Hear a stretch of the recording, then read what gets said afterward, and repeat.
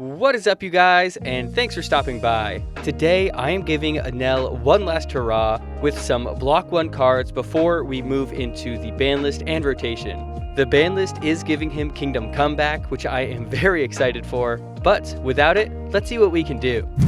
I am up against the green Mihawk, a very strong meta deck, and I feel like I have a pretty decent hand since I have some high power characters to play later in the game, as well as the 4-cost Kikunojo to play right away. And I am going second, so I'll be able to play that Kikunojo on my second turn, and my opponent on their first turn just played their stage card, which is just really good, such a good card in their deck. And on my first turn, I don't really have anything to do, so I just pass it back to him, and he plays down a Searcher to grab a 2K, and then attaches a Dawn card and attacks me, so I'll take it. I'm Enel. I'm just going to keep taking life cards and keep adding cards to my hand as often as I can. So on my turn, I just attack him, and he takes the life card, and it's a carrot, which is kind of annoying because after I throw this Kikunojo down, basically as soon as I rest it, it will not become active ever again. So the first thing he does is throw down that carrot, then he rests his stage card to set 3 of his Dawn back as active. Then he attaches 2 to attack me, and it's Frankie. I choose not to use its trigger because I'd rather have the 2K in my hand. I don't actually have any 2Ks in my hand yet. Then back over to me, I draw another 2K for turn, which is handy.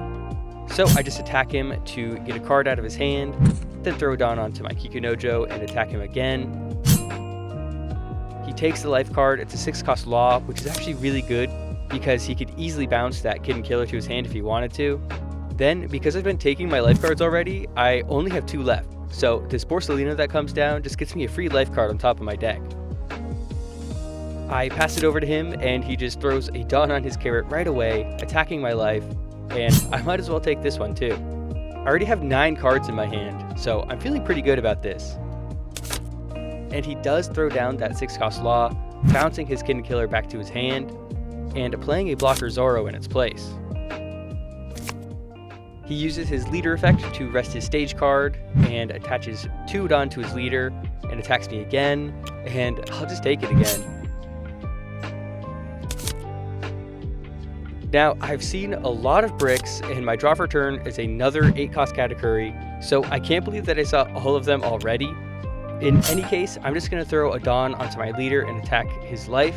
In hindsight, I definitely should have attacked his blocker while I had the chance, but it's totally fine. I get a 2K out of his hand, and then I play the 7-cost Kuma and add another life card from the top of my deck. I built this deck to have as much field presence as possible and to make it as annoying for my opponent to attack over my characters. That's why I have Kikunojo, so if he attacks over it, I'll be able to gain a life card, and if he attacks over this Kuma, he'll have to take a life card. So he plays down his 1-cost Searcher and uses it to grab another 2K counter into his hand. Then again, he just attacks with his carrot for 7, keeping my Kikunojo frozen. So here I decide to get some of my bricks out of my hand while I still have the chance. Then he attaches another Dawn card to his Law and attacks me again for 7. So I decided to just take this one too. And then he plays out a blocker Bonnie, drawing 2, discarding 1, and getting another Dawn card. Then he uses his leader effect to get 3 more Dawn cards. Then he attaches 4 and attacks my leader for 9. Now, I take this last life card and then use my leader's effect, so basically it didn't really do anything except help me cycle my hand. Now on my turn, I had already decided that I wanted to play out my 2-cost Zeus, and then play my Katakuri to put my Zeus into my life. I hadn't really thought it through after seeing the Borsalino enter my hand, but you'll see that I make the correct play a little bit later, but I end up wasting a few Dawn cards. So first I do attack with my leader, getting him to discard a card. Then I attack with my Kuma, getting him to discard another card. Then I do play my 2-cost Zeus, adding the last life card to my hand, which is another copy of Borsalino, and I get rid of the carrot. Now, because I decided that I am going to play down another blocker anyway, I decided to just attack with the Borsalino as well, to make use of the extra Dawn cards, but I was originally going to play Katakuri, so I wasn't entirely happy about attacking with my Borsalino, but at least it got another card out of his hand. This Borsalino gives me an extra life card and a blocker for some extra defense, and my opponent plays down their 10-cost Law and Beppo right away on their turn. They freeze my Kuma and then use their leader's effect to restand 3 Dawn cards, then use their Bonnie to search again. What a nice little combo that is. And they get another 2k blocker Zoro in their hand. Then they throw a Dawn card onto their leader, which is at 7,000 power, so this is actually an 8,000 power swing into my Borsalino, and I just gotta let it go. He puts 1 Dawn card onto his Law, and it tries to attack over my Hikunojo, and I decided to let that one go as well. I was debating keeping it on the field, but I realized that he might not try to attack over it ever again, and I wanted to take the extra life card while I still could.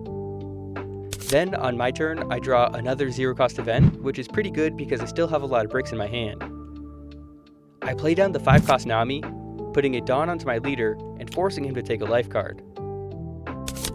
I just used it to attack over his Bonnie Searcher, but the extra Dawn card was important because otherwise he would have been able to just freely block with his Bonnie. Now I throw down my other Borsalino, so now I have 3 life cards again, which is pretty crazy because last turn I just had 1. He plays down another 10-cost Law on Beppo, which is pretty scary, although he does use it to just freeze my Nami, which I was a little confused about because I thought Kubo would be the stronger choice. Again, he uses his leader effect to get 3 Dawn back, and attaches 2 of them to his Law before attacking my leader. I am perfectly fine with just taking that. I want to have lower life anyway to start using some of my effects. He attacks with his Beppo as well, and it's a 10-cost Enel. I'm very happy to see that. And then he attacks with his leader for 8, and I decided to just take it as well, but it's a 0-cost event. How crazy is that? So I use its trigger, I get 1 life card with it, then I'm able to use my leader's effect and get a 2nd life card. So the first thing I do is use my Kuma to try and attack over his Law, getting another 2k out of his hand. Then I get rid of my Zeus to play down the 10-cost Luffy, discarding a card to make him a blocker, and putting my leader at 7,000 power until the end of the next turn. If you thought Enel was tanky before, you haven't seen anything yet. I attack with my 7,000 power leader and get another 2k out of his hand, and I'm feeling pretty good because he's discarded a ton of 2k counters, and he only has 4 cards left in his hand, so I know he can't be up to very much. On his turn, he just stacks a ton of Dawn cards onto his Law and attacks my leader, and I'll happily take that. He puts a Dawn card onto his Beppo and attacks my Nami, so I decide to give him a blocker while I can and give him a 1k, and then he attacks for 11 again, and I just let it go. I decide to play my Frankie here so I can be a little bit extra aggressive, since although I'm losing a 2k out of my hand, I want to put as much pressure on him as possible. I had to reveal my last life card, and it was a beige actually, which is pretty crazy. Although, when he attacks me again, I do decide to just take it because I still have my leader's effect, so it didn't really make sense to just discard a card out of my hand.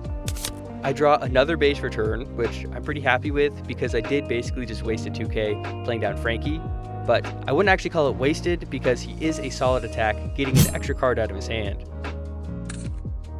I attack with my leader right after, getting another one out of his hand, then I attack with Kuma, making him take a life card. And then at this point I decide to pivot and use my Luffy to attack over his Law, and he does block, but at least that's 1 less blocker I have to worry about. I play down my 10-cost Enel after that, so I'm able to attack his Law 1 more time and get myself a life card while I'm at it. He blocks with his Bonnie, which I guess makes sense because she is a lower cost, so he's definitely better to keep on the field. He plays down a Searcher Bonnie, and this late into the game, I'm always happy to see Searchers because it probably means that they haven't seen what they wanted to see. Then he plays down 2 blockers, and because there's a little bit of a bug on this site, because his Bonnie was rested and he played the Zoro over the Bonnie, the Zoro was rested as well, but that is still a blocker for him. So he uses his leader's effect to restand 3 Dawn cards and put all of them onto his leader before he attacks again, and I'll just take it. I could not believe it was another beige, and I'm able to just use it right away to prevent one of his Beppos from attacking. He attacks with the other one, and I'll just take the life card because I still have the 10-cost Enel to get me another life card if I need to, plus I have my leader's effect, so it's basically just cycling my hand. At this point, I know that he doesn't have much going on, and I just want to make sure that I can get as many characters off the field as possible. So the first thing I do is I attack with my 7-cost Kuma, and he uses a counter event, which is perfectly fine by me. Now I attack for 7 with my leader and force him to take the last life card. Attacking with my Luffy forces him to use a blocker, and so does attacking with my Enel. Now here I could have just attacked for 9 twice and just finished him off, but for some reason I didn't see that and I just wanted to play it safe. I wanted to keep one of my Borsalinos active, so I just threw a Tonodon onto my other Borsalino and just swung one more time, and I took his last blocker away from him. And with 2 life cards, plus an extra life card with my leader's effect and my blocker Borsalino, I knew that I'd be safe this turn, and nothing he did would be able to save him from my attacks on the next turn. And he ended up scooping here because he just saw that it was over. Now, this was my last game with the old version of Enel, before the ban list and before the rotation. This was the list that I played. Had a blast playing it because there's just so many cards that can give you life cards, and even if they remove your characters or freeze them, you have cards like the 8-cost Kid or the 5-cost Nami that can force your opponent to take life anyway. As I mentioned before, I play a lot of characters that have on KO effects to help disincentivize your opponent from attacking over your characters. I'm also just a huge fan of this 10-cost Luffy because if you already have a life card, he's just such a powerful play.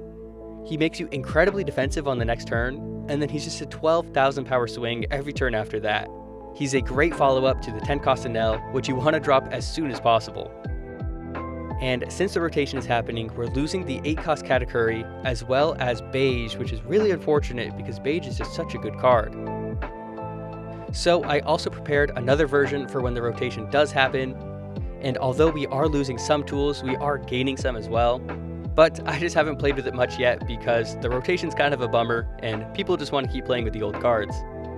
It's really nice to have Kingdom come back, and although we're losing Beige, I did throw in this Gan Fall card because with your 10-cost Enel on the field, he just has 1 cost in your hand, so it's really easy to throw down and rest an opponent's low-cost blocker. And that about wraps things up. If you're wondering what site I'm playing on, this is actually a new website that you can play One Piece on. It is called Dual Voyager, and it's a manual sim, so you have a lot more freedom with your cards, so it's much easier to test your decks on. If you want to check it out, I left a link to it in the description. I'm basically always on the site. It's a ton of fun to play, and it has a bunch more features than the other sim. Thanks so much for watching the video. I hope you enjoyed it. If you're still here, consider subscribing. It really helps me out. If you ever want to play against me or participate in online tournaments, go ahead and join my Discord. The link is in the description. They're completely free to join, and we just love to see you there. But other than that, I hope you guys have a wonderful rest of your day, and I'll see you guys next time.